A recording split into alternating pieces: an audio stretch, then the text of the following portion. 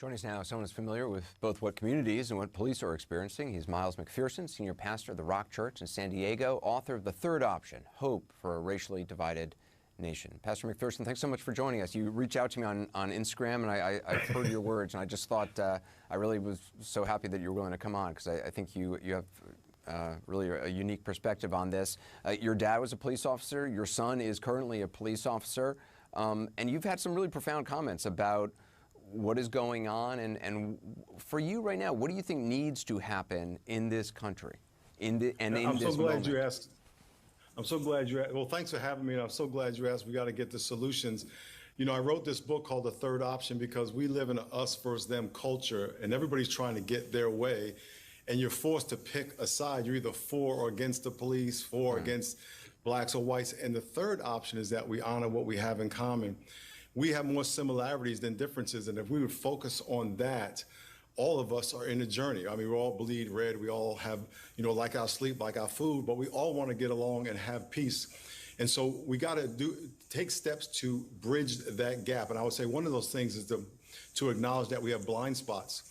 A blind spot is you not knowing what you don't know. There are a lot of times we don't even know when we're offending somebody. It's the gap between your intent of what you do and the impact of what you do. A lot of times people will say things that are offensive, they don't even realize this. For example, when you say, I don't see color, people are trying to build a bridge, but in fact, the person of color just feels like you invalidated everything that they are. This color has certain burdens with it and certain things it's been through. And when you say you don't see color, you're telling someone you don't see them and that you do not acknowledge what they've been through. And then therefore you can't really love them properly because you're not even acknowledging the pain they've been through. A lot of times the color we get, the tan we get in Hawaii, we celebrate, but the tan someone gets in the womb, we invalidate. You know, there are a lot of folks who are watching these protests, and they see different things. I talked to Kareem Abdul-Jabbar about this, who wrote about it in the LA Times recently. I thought it very eloquently. People can look at one protest and see completely different things depending on what side of the aisle they're sitting on, or what zip code they're in, or whatever whatever point of view they have. I'm not sure how one overcomes that, but I think there's a lot of people who are still not sure about where this goes, and maybe some people focus more on law breaking and looting, and others focus more on police actions that are brutal. And yet the vast majority of police and the vast majority of protesters have been trying to follow the law and peaceful, and how do you get away from the us versus them and this polarization which is stoked by our political leaders and Exactly. by media, by everything? The first thing you have to acknowledge that it is us versus them and that you have blind spots. Our social narrative is a story that helps shape how you see the world. It's the information you got from your parents, your school, your neighborhood, and it develops a lens and a filter through which you interpret everything. So your social narrative is going to tell you how to interpret the news, how to interpret what you watch on television, the people rioting and protesting, how you interpret that, how you interpret the police. And what we all have to realize is that my social narrative is one of 7 billion. I don't know everyone's. And that's why I have to humbly say, help me understand your perspective. And that's why us people coming together and talking, listening to each other, learning from each other, and learn to love each other. But if it has to be my way versus your way, we're never going to get anywhere. One of the ways to do that is to rename people. Everybody was made in the image of God, every person. And even the people who are looting were made in the image of God. They're just doing bad things, but they're still made in the image of God and have the potential to live productive lives. And if we can see them not through the name of a looter or a thug or all the names we give people, and see God's potential in them and treat them that way, then we can start to move the ball forward.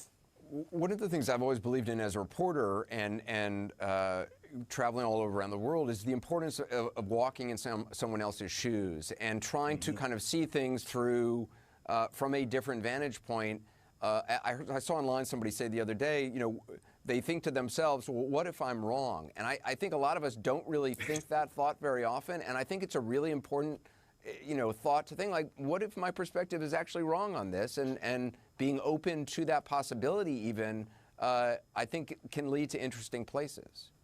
Brother, you hit it on the head. I think when people saw George murdered, that the reason people on the streets, some of them are because they're just fed up with it, absolutely.